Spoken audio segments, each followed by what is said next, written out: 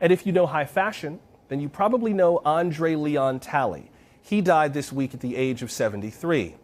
Talley came from the segregated South to New York and turned his dreams of fashion into reality.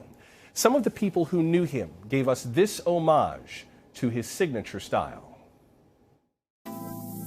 André Leon Talley, his grandest title was creative director for American Vogue, and that was a place in the masthead that no other black person has occupied since André. I remember him being one of the warmest people in a room where, you know, fashion can be quite prickly. He once did say to me that all of his fashion decisions were very intentional, that he wore his clothing like armor because the fashion industry can be an unkind industry. He just became firm friends with some of the most iconic designers of today. Oscar de la Renta, Valentino, Karl Lagerfeld, Marc Jacobs.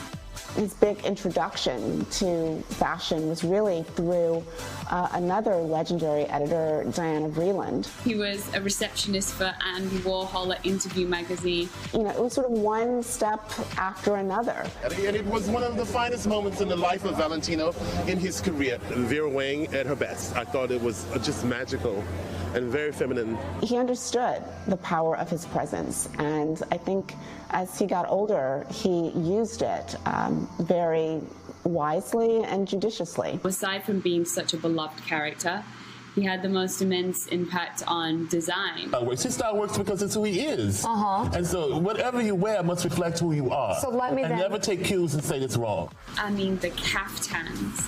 They just got more and more elaborate every time you'd see him.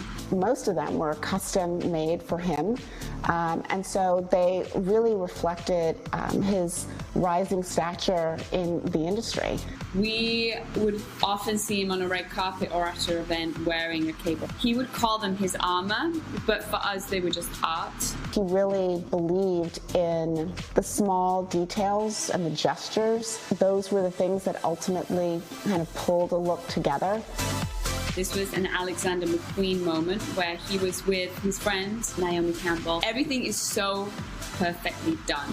The Alexander McQueen cape with the white silk glove, the white silk shirt and tie, perfectly matching his date, Naomi Campbell, who's his good friend. You know, there absolutely is a grandness and a majesticness to them that is a real statement that this black man who grew up in the segregated South, you know, saw himself as deserving of and worthy of these kind of sort of kingly raiments.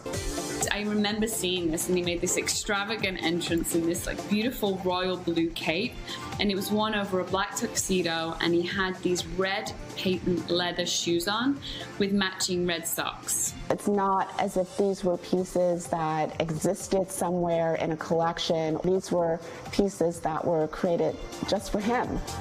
He was rarely seen without one of his very sharp bespoke suits. The time when he entered the fashion industry, the 70s, it really was a very clubby industry. The socks, the loafers, the shorts, I mean, this suit is like schoolboy goals. As a very young man, he had a more sort of flamboyant style, and I think a lot of that was an expression of his creativity, his interest in fashion, his sort of playing around with trying to figure out who he was.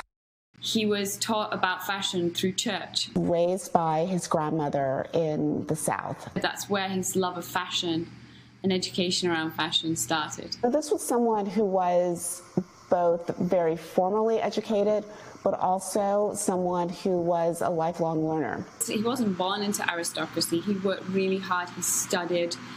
He knew his fashion inside out. Futuristic, high-tech experimentation with fabrics and shapes. Should clothes be fun? Of course they should be fun. Should they enhance and lift you up? Of course.